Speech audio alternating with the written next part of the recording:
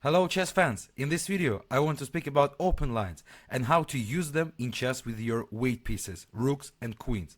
The strategical meaning of open lines is very high. In intro example I will set up all important strategical ideas, and then with help of other examples we will go deep inside. And I'm offering to start this strategical journey right now. And we see the position. In this position, from the game between Anand and Kamsky, white won with amazing brilliance with rooks. What's going on the board? It looks like we can take on f5, but black can capture on f6 on the way.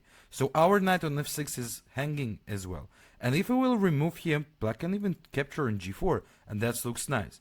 But we already see that the black's king not in a good position, because the rook h7 mate is coming at some moment, right? And the rook on the 7th rank is the kind of the advantage, right? Also important strategical idea. And that's why Anand played here rook goes to d1, improving the rook to the open line to prepare this rook playing the game. What is the strategical topic?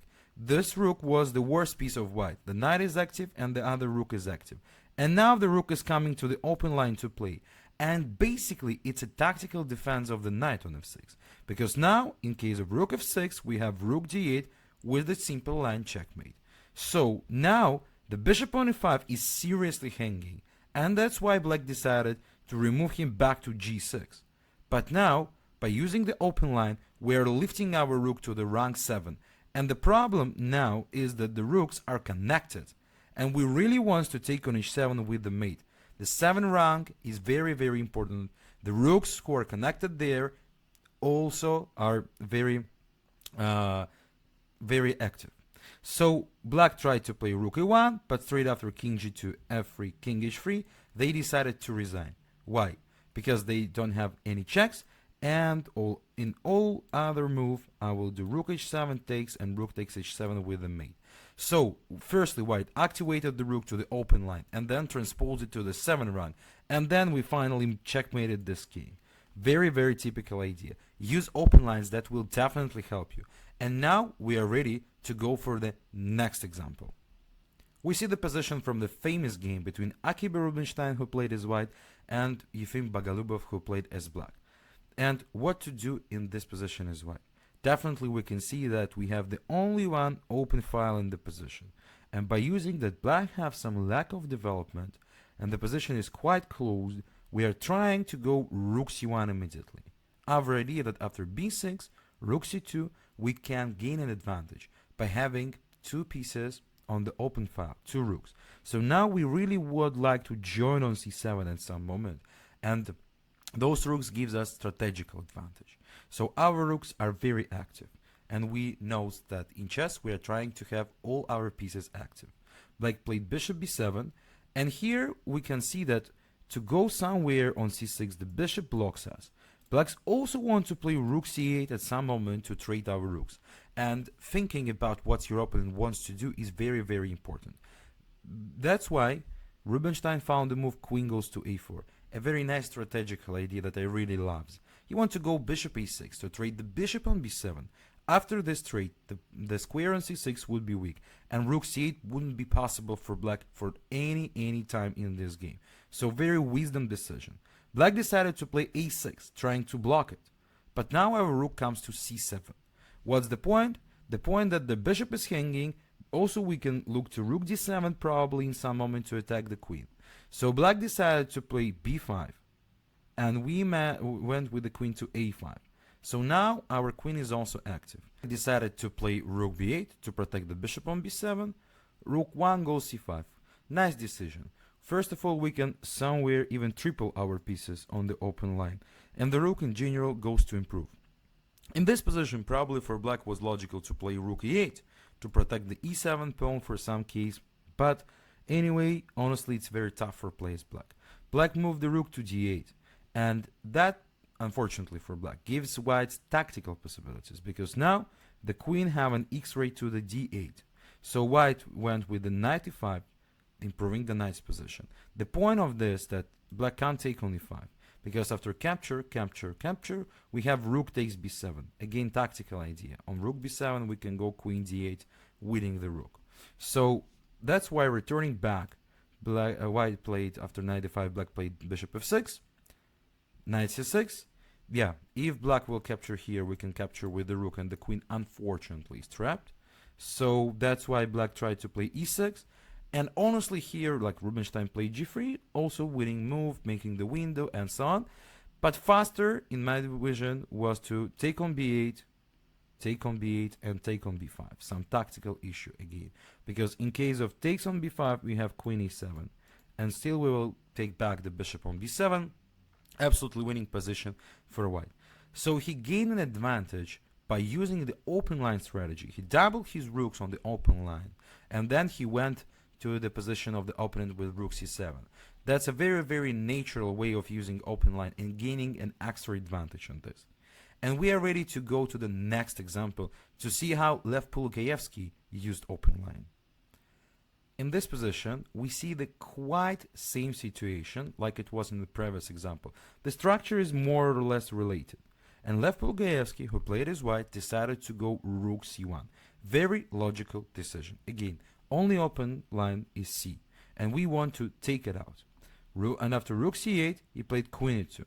Yes, white didn't win the fight for the line yet, but we will see how he won this fight.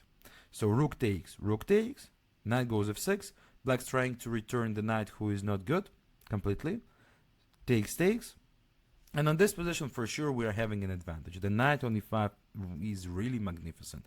No one can get him out from the outpost. Basically, I have the videos about how to use outpost strategy. Check it out in the playlist strategy on my channel. What is the black's idea? Is to go rook c8. Blacks are as a defending side, should try to trade as much pieces as they can. And Polugaevsky goes bishop a6. The same idea how Rubinstein used in the previous game. Very logical, very natural. So black tried to play queen b8 to protect the line, because after bishop a6, queen a6, yeah, we are also attacking the pawn on a7. So queen b8 takes, and the next move is also very logical. Queen c2 to prevent rook c8, and to have an idea of queen goes c7 forward to use the line. And straight after rook e8, he played queen c7, rook e7, queen d6. So now black are completely passive, trying to protect the 7 rank in case of rook c7 of white. King h7, very nice move. h3, I love such moves. Really, white's having a nice positional domination, and they need to have a window for the king just to be sure. It's a big understanding of chess, basically. Rook e8. Yeah, black could try something else, but still the position is very bad. My plan could be queen d8 in some moment with rook c8, or something else even. So after rook e8, rook c7, queen a6, maybe black paid attention to some pawn on a2 and they tried to make the pieces more active, but this position is totally winning. In the game, Polugaevsky played knight d7. This approach after takes, rook g8, queen e6, queen e2, queen e5, drafts to the extra pawn for white, and king h8, he played g4 with the idea of g5, and he won just straight after like few moves with the attack to the king of black. Also, he had a nice tactical decision. What do I mean? After queen a6, he was able to play rook takes g7. What's the idea? After king g7, we goes with queen c7. Now, if king f8 or king g8, queen f7, it's a check. So king h8 looks like the only one, but we still goes with queen to f7. And now we want to take the knight on f6, and we want to go basically knight g6 with the checkmate in one.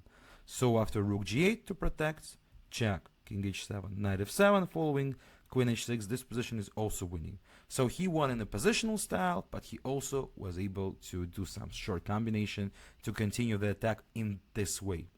So nice understanding by Polugaevsky, and you see how ideas in chess are related to each other. From game to game, we can see same patterns, strategical patterns that you can use in your own games. I think that you have now a quality understanding of meaning of open lines. And I have one more bonus example from you, a very modern one. Let's see it. That is the game between Wesley So, who played as white, and Levon Aronian, 2023. In this position, white made a tricky combination to unlock the lines. If we don't have a nice lines and we want to attack the king, why not to unlock the line, right? So in the game he played knight f6. And here Levon made a mistake. Better was to play king h8. definitely white saving an edge, like after rook e5, for example. This position, because of the king, looks very, very dangerous.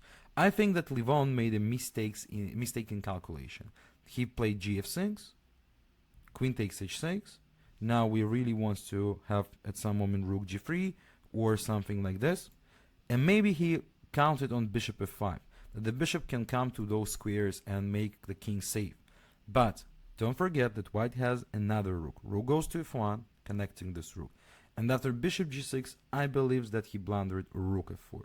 So again, white wants to use the open line h to checkmate. And this position is absolutely winning. In the game, Levon was forced to give the queen, takes.